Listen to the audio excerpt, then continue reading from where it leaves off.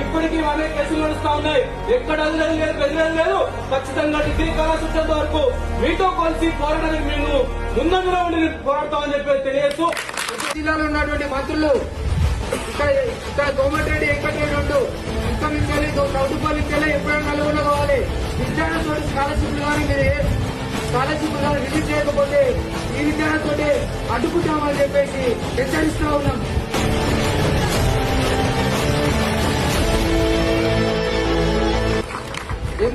విద్యార్థులందరికీ ఏకం చేసుకొని ఇతర విద్యార్థులతో చౌటుపల్లి మండలంలోని వెంకటరెడ్డి